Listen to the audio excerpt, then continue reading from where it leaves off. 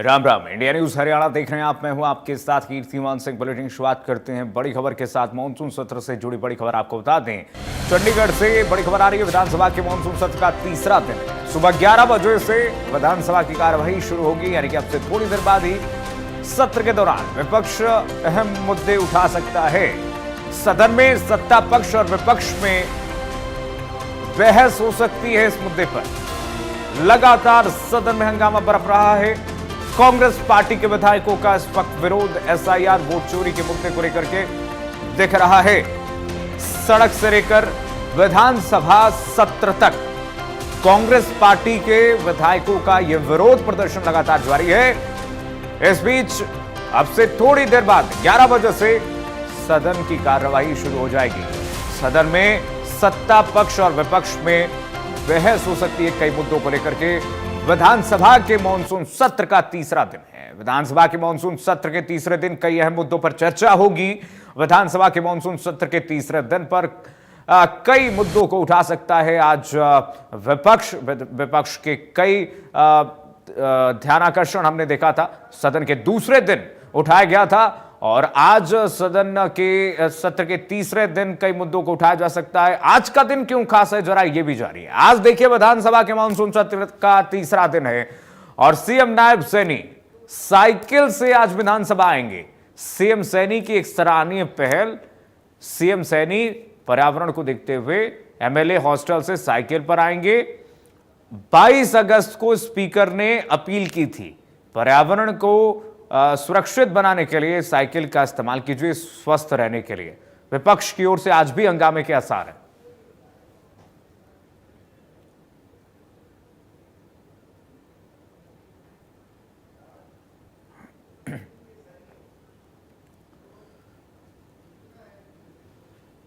तो कांग्रेस के काम रोको प्रस्ताव पर चर्चा होगी या चलिए हमारे सहयोगी साहिल रुखाया जुड़ रहे हैं तमाम जानकारी के साथ इसी खबर पर। साहिल, कल भी लगातार आप बने हुए थे और दिखा रहे थे, कैसे पल पल की अपडेट दे रहे थे आप। एक्सक्लूसिव तस्वीरें आपने दिखाई दर्शकों को कि कैसे मंथन किया गया कांग्रेस पार्टी के नेताओं द्वारा, सदस्यों द्वारा सदन के, और उसमें तय किया गया किस तरीके से मुद्दे को घेरना है, किन मुद्दों पर घेरना है। आज भी देखिए तीसरा दिन है सदन का, सत्र का, और ऐसे में कांग्रेस पार्टी कल जिस तरीके से विरोध सड़क पर मार्च निकाल के दर्ज करा रही थी, क्या आज भी वैसे ही रुख रह सकता है कांग्रेस पार्टी का?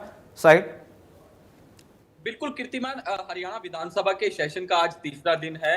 तीसरे दिन भी हंगामे के आसार जो है वो देखे जा सकते हैं। हालांकि कांग्रेस कल किसी अन्य मुद्दे को लेकर विरोध प्रदर्शन कर रही थी, वोट चोरी का मामला, जो कि देश के अंदर आजकल हाईलाइट है। राहुल गांधी लगातार एलिगेशन जो है वो केंद्र सरकार पर लगा रहे हैं कि वोट चोरी जो है वो हरियाणा, महाराष्ट्र और कर्नाटक के अंदर की गई।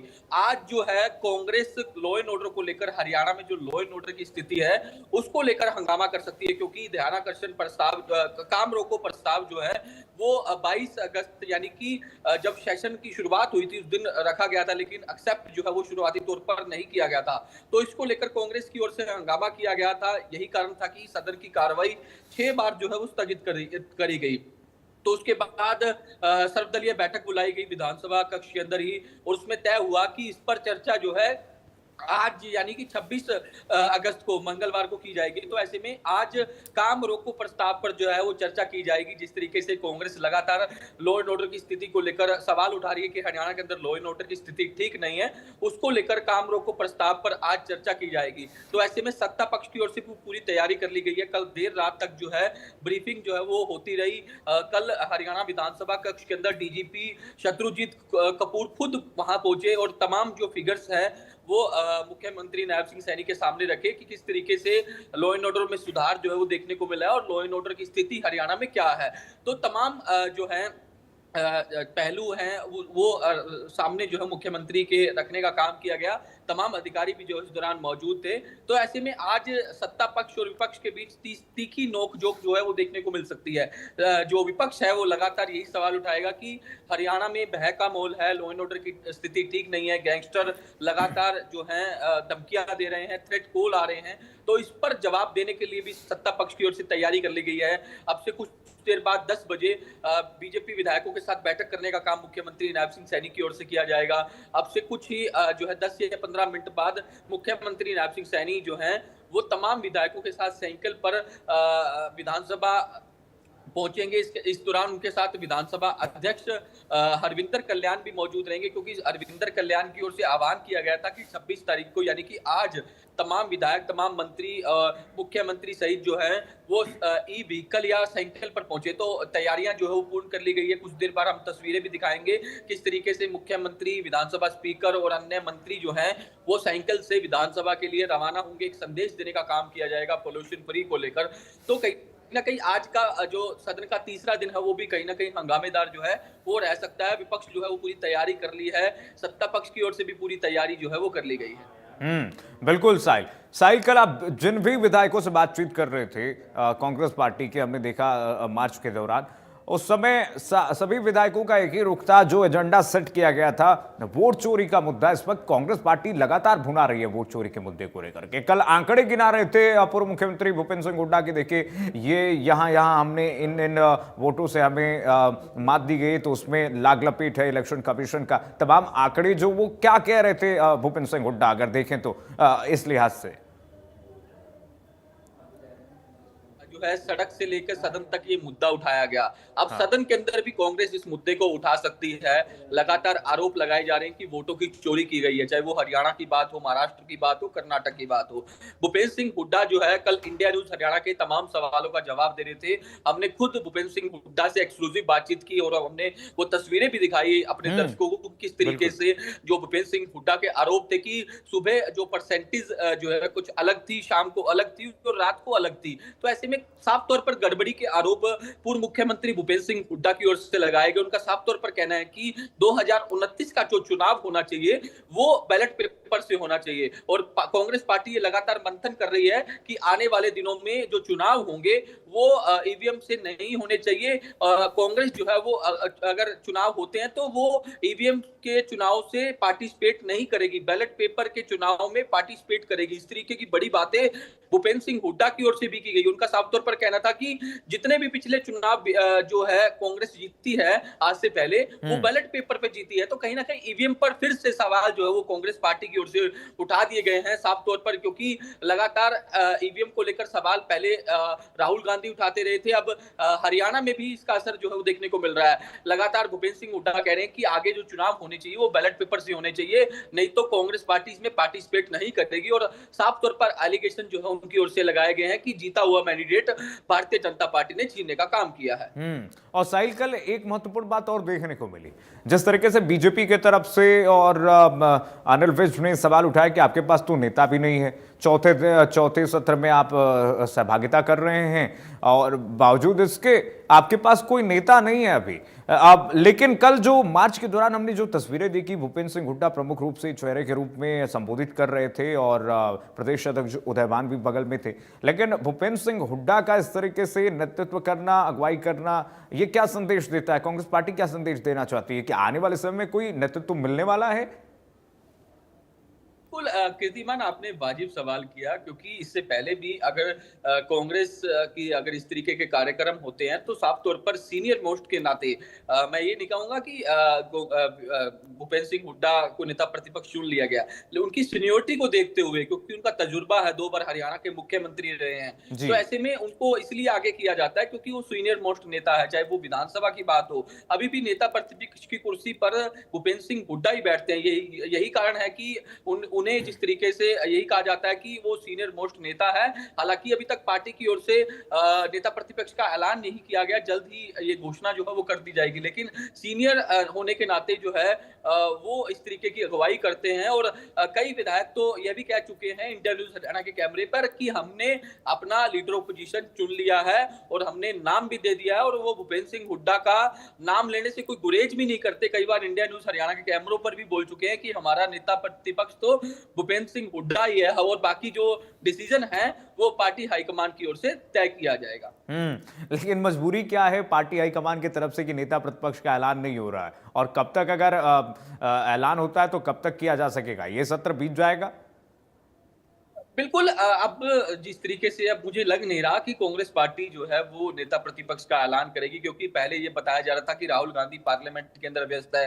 अब पार्लियामेंट भी खत्म हो चुकी है, हरियाणा विधानसभा का मानसून सेशन चल रहा है। कल सदन की मानसून सेशन के सदन की कल आखिरी दिन की कार्रवाई है।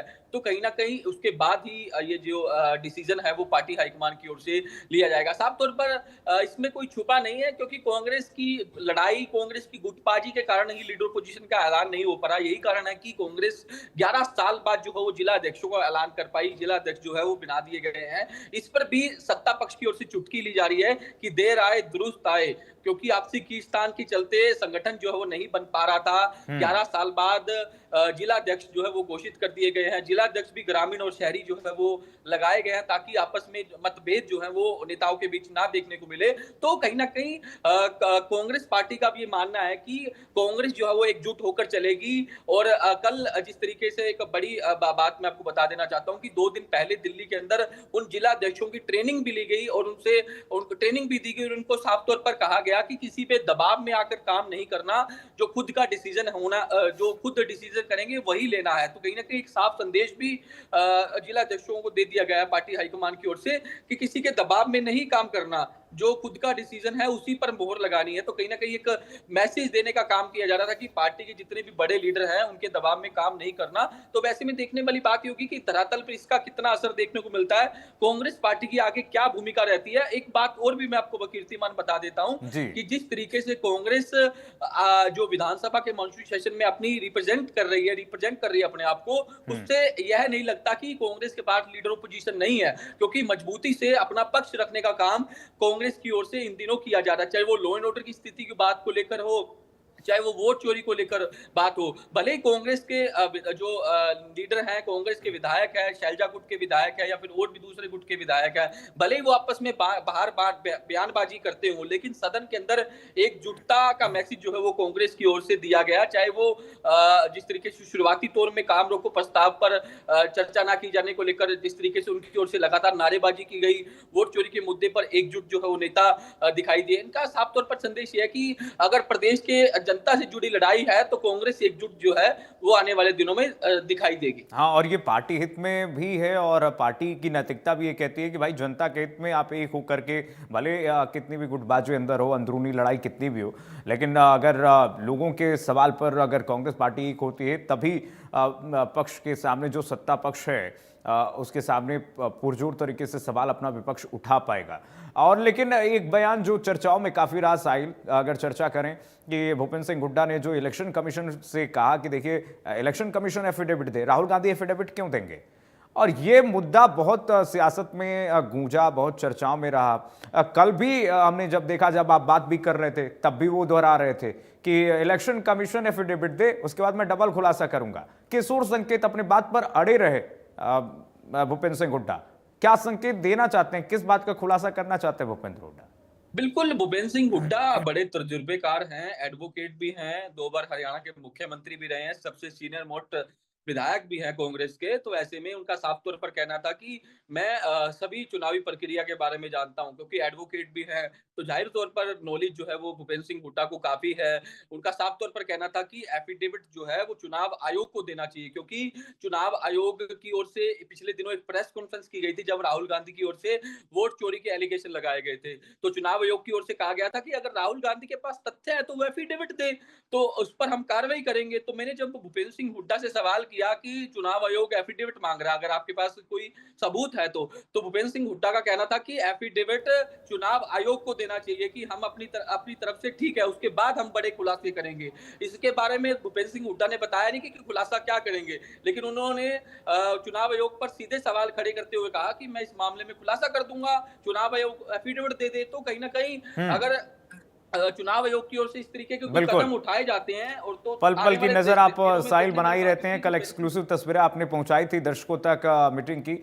बहुत शुक्रिया साहिल। फिलहाल बहुत धन्यवाद आपका तमाम जानकारी साझा करने के लिए। साक्षी हमारे साथ जुड़ रही हैं, साक्षी के पास सीधे चलेंगे। साक्षी, आज सदन की कार्यवाही थोड़ी देर में शुरू होने वाली है और आज किन किन मुद्दों को उठाएगा विपक्ष और किन मुद्दों पर आज वाद विवाद हो सकता है? जो जानकारी मिल रही है कि आज तीखी बहस हो सकती है,